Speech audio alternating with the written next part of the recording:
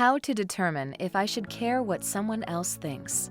Even when you don't ask, everyone always seems to have an opinion or advice to give you. They may share their personal experiences and cloud your judgment with what are only their beliefs and preferences. It would be best for you to not allow the noise of other people's opinions or advice to drown out your inner voice or own decision-making process. In this video, I will show you some things to consider when determining if you should care what other people think. By the end of this video, you will be equipped to determine if someone's advice or opinion is valuable or not. Number 1. How does the Dunning-Kruger effect apply?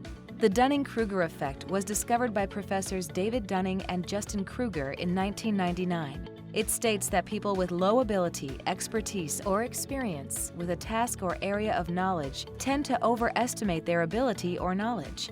Also, high performers tend to underestimate their skills or knowledge. So people with little knowledge do not know that they don't have enough knowledge to give advice on a subject, while those that are very knowledgeable on a subject are aware of what they do not know about that subject, and they are therefore more hesitant to give advice in areas that they are genuinely knowledgeable or skilled at. You can listen to someone's advice and let them tell you about their advice to see how much they know and if they really understand what they are saying. If you can listen to them until you can understand their perspective, they most likely know what they are talking about. If they can give you examples, they understand enough to make an application of the idea or advice. If they cannot do both of these things, they may not be a good source to listen to on this subject. So ask, "Can you give me an example?" Or, "Please tell me more about how that works." Number 2, ask yourself if the person has ever cared for your best interest. Before allowing anyone's opinion to take root in your life, it is important to consider their previous actions or advice to you. Someone who has given you bad advice before or is currently not on good terms with you will likely not have good advice for you.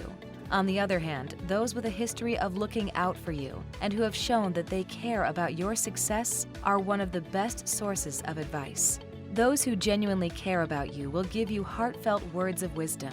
If they disagree with your actions, it is usually out of love, and not because they have ulterior motives towards you. They can see your works or actions from a different angle, and their suggestions may be instrumental in helping you to improve or move forward. They are primarily motivated to help you and will be happy when you succeed.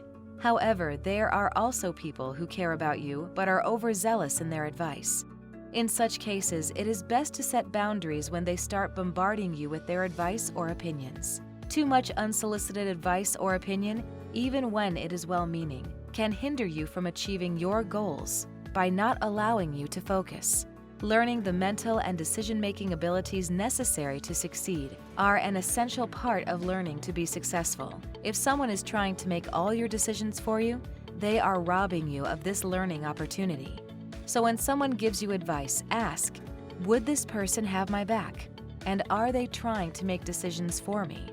Number 3, consider the experience or qualification of the person.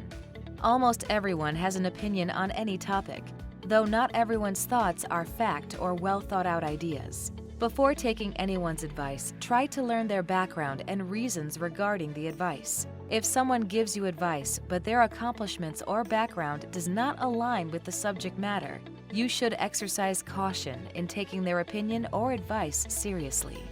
If they cannot explain in simple detail why their advice is good, you should be skeptical about their advice. For example, if you are looking for medical or tax advice, it is best to take advice from someone with professional training. That is because knowledge and experience are very important in those fields. If someone has never ventured into a particular business and advises you to venture into it, you should know that the advice may not work out well for you. On the other hand, someone who has been running a particular business for many years will have more than enough experience or qualifications in that business. They will be able to give you valuable advice and opinions that can set you on the path to success in their field. So always ask the one giving the advice, "Why do you think so?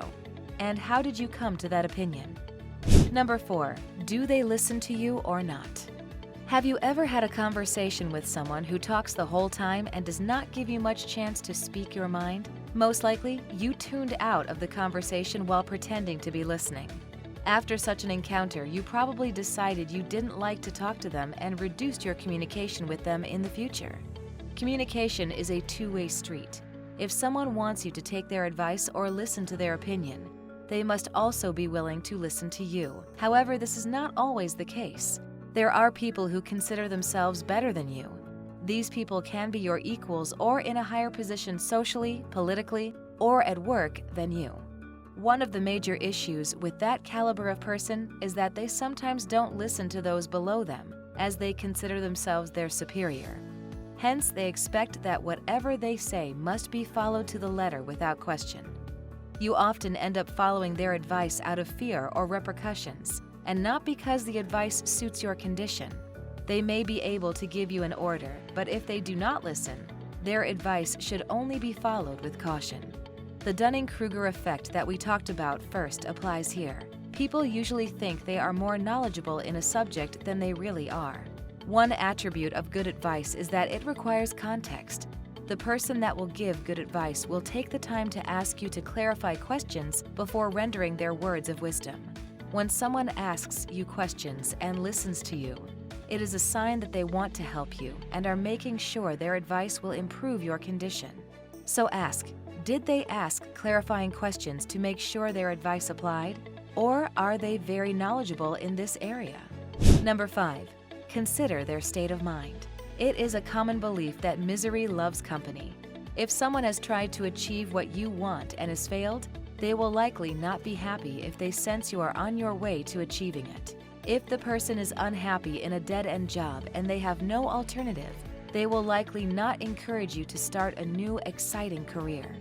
If the person has concluded that their finances can never support them in owning a house, they likely will never encourage you to become a property owner. Someone struggling with debt will probably not support you to pay off your own debt to become more financially secure. Many people's opinions are clouded with selfish reasons or their own failures.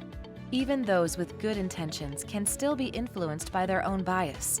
They may want you to be happy and successful, but in a way that fits their definition of happiness, even though that definition may not match yours. If you love something about yourself, but someone does not like it, they may want to change that thing about you, and that desire will influence the advice they give you. So, before taking someone's advice or opinion seriously, first consider if the advice is affected by their biases and failures. Ask, does this advice come from their hope for you to succeed or a fear of failure? Number 6, is the advice or opinion constructive or destructive? People's opinions of you may make you feel bad and even bruise your ego. It may appear that their opinion or advice is criticizing your actions.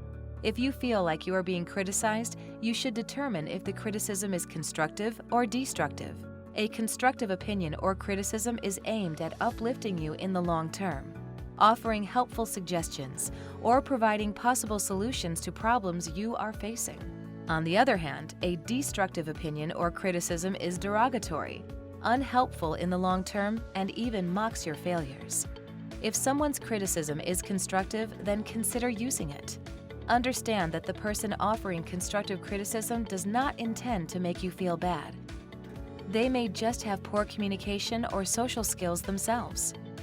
They have only recognized your strengths and weaknesses and are trying to give you the tools to overcome your weaknesses. Keep an open mind and realize that the person giving you the advice wants to see you succeed. If you identify the criticism or opinion as destructive, developing tough skin and letting the words bounce off you is the best course of action. Shield your mind from those outside forces that threaten to undermine your sense of worth. Don't let their malicious opinion get the better of you. Seneca, the renowned Roman philosopher, once said, "What you think about yourself is much more important than what others think of you." Always keep that in mind. Number 7, what does your instinct say? Psychologists have found that those who make decisions based on instinct are 70% more likely to make the right decision. So, if someone offers you advice or opinion but your instinct tells you otherwise, it is sometimes best to trust your intuition, or at least do a lot more research into the subject before you make a decision. Some wealthy people, such as Bill Gates and Warren Buffett, have stated that they regularly prioritized their intuition over the advice of others. So, don't ever think you are overanalyzing someone's advice if it does not sit well with you. Your instinct may not always be correct, but nature gave us the power of intuition to protect us. Also, you can sometimes do well by combining someone's advice with your instincts. For example, in the early days of Google, Larry Page and Sergey Brin sought the advice of their investors. They were advised to get an experienced CEO. However, the two instinctively opposed the idea. They later considered the advice and interviewed some candidates. They were most impressed by Eric Schmidt and made a gut decision to hire him. Eric went on to help Google become a more successful company. This is an excellent example of combining people's advice with your instincts. One way to reduce the chance of getting advice that will be against your gut feelings is to find a mentor who understands you as a person, has achieved the same goals that you have, or with a similar background. The advice of such people can function as a gut check when the advice you are being given does not align with your own instincts. This will allow you to balance facts, instinct, with the experience of someone who has been there and done that. Instincts are highly valuable for survival, but they are only a warning that the situation is dangerous and deserves your focus, not that the action should never be done. It is important to know when to take someone's advice seriously, trust your instinct, or balance the two while lowering your regrets if things don't work out. So ask, why do I feel uncomfortable about this? What does my mentor think? So those are some of the things to consider when you want to determine if you should care what someone else thinks. Do you agree with all of them?